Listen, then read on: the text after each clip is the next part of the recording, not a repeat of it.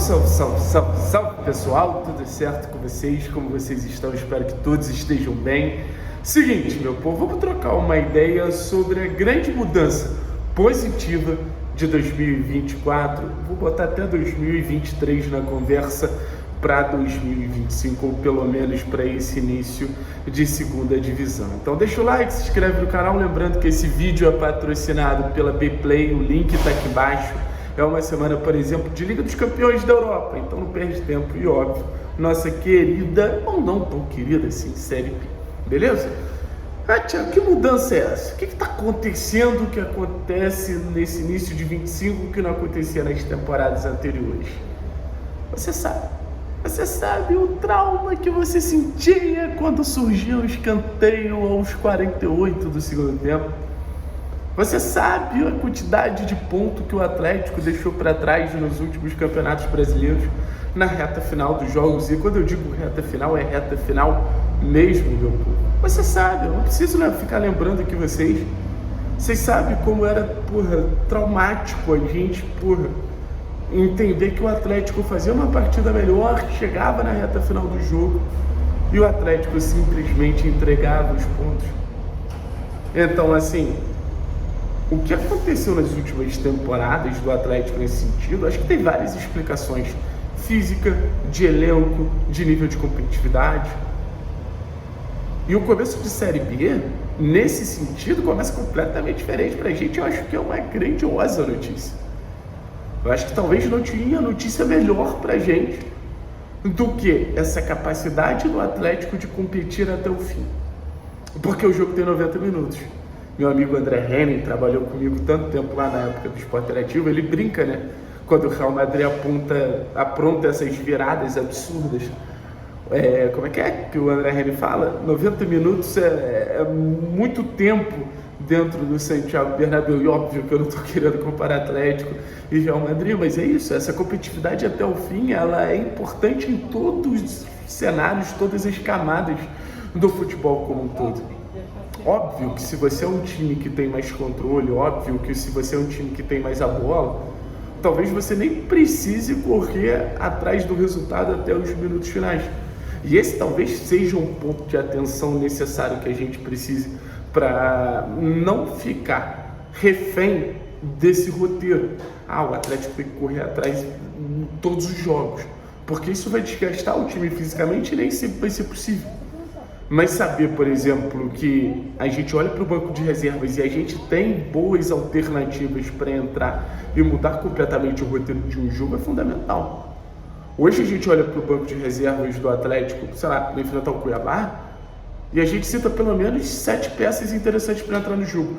Patrick, Juliano, Isaac, aí tem Léo Derek, aí tem João Cruz, aí tem Renan Peixoto, aí tem, todos ali jogadores que podem entrar em campo e gerar um impacto positivo. Sei que alguns têm um nível melhor, sei que outros têm um nível um pouquinho abaixo, mas é um Atlético que pode virar o jogo, e não virar o placar, mas virar o jogo a seu favor, botando um ritmo completamente diferente do segmento que a partida está tomando. Às vezes a partida está num time, a partida está num ritmo que você precisa trazer de volta para você. E acho que é muito esse roteiro desse início de Série B. Um Atlético que, por exemplo, contra a equipe do Paysandu estava bem, perde o controle do jogo e precisa retomar o jogo. O Atlético contra o Criciúma estava muito bem, perde o controle do jogo, precisa retomar o jogo. Então, assim, é a importância do elenco. E é um recado muito legal para as próximas temporadas.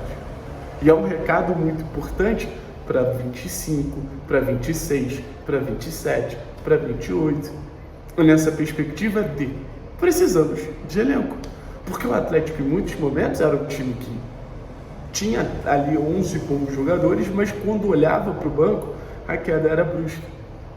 E acho que o Atlético vinha até tentando melhorar esse cenário, mas, assim, fica aquela perspectiva, primeiro de tudo, de ter um elenco homogêneo, de você ter mais proximidade de nível de titulares e reservas, e de você ter boas opções no banco mesmo. E boas opções, quando eu digo, pessoal, não estou falando de opções caras, tá? Por exemplo, a situação do Isaac não é uma opção cara. A situação do Renan Peixoto não é uma situação cara. mas são jogadores que entram em campo com tanta fome, mas são jogadores que entram em campo com tanta vontade de fazer diferente, tanta vontade de conseguir essa vaga de titular, que, cara, eu acho que contagia de alguma maneira. Eu acho que impacta positivamente de alguma maneira todo o restante, jogadores que vieram do banco como ele, jogadores que estão no time titular. Então também tem um pouquinho de postura, não é simplesmente você sair do banco, é como você sai do banco. É como você almeja se tornar titular, é como você almeja se bancar dentro de uma hierarquia do elenco. E assim, a gente fala de alguns jogadores que, óbvio, acho que, sei lá, o Juliano, o Patrick são legais pro cenário de Série B. Mas eu acho que tem alguns jogadores ali que estão nesse processo de sair do banco e ajudar a sair do banco, ajudar. Cara, eu, Thiago, pelo menos enxergo um futuro legal nesses caras. E eu quero falar especialmente do Isaac. Volto a dizer, todas as oportunidades que eu tiver para falar do Isaac, eu vou ressaltar esse garoto.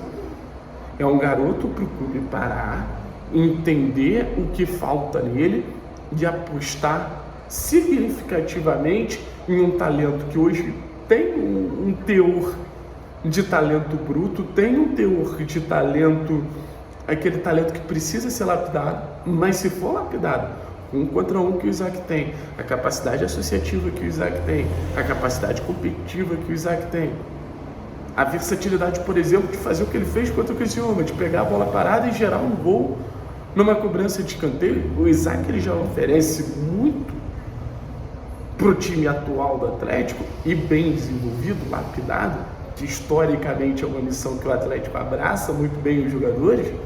Cara, eu acho que ele pode dar uma resposta ainda melhor. E a mesma situação do Renan, tá? O Renan, que é um pouquinho mais velho, um perfil diferente, um jogador que já rodou. Mas assim, eu vou ser bem sério com vocês. O Renan Peixoto é um atacante interessantíssimo. E eu falo isso desde que eu vi o Renan jogar. Porque eu vou te falar no contexto de Série A. Atacante que sabe pressionar, atacante que tem algum jogo aéreo, atacante que tem capacidade física de disputa o tempo inteiro com o zagueiro, tem a capacidade de aceleração, ou seja para atacar espaço, seja para pequenos desmarques. O Renan não é um fenômeno, mas o Renan é um atacante que nunca teve um contexto que potencializasse ele, um contexto criativo que o Atlético pode oferecer, com o próprio Isaac, com o João, com o Juliano, com o Zapelli, com o Velasco, para essa bola chegar mais e ele conseguir finalizar melhor. Mas o que o Renan ele pode fazer pelo time e por ele ali, e só depende dele, ele entrega.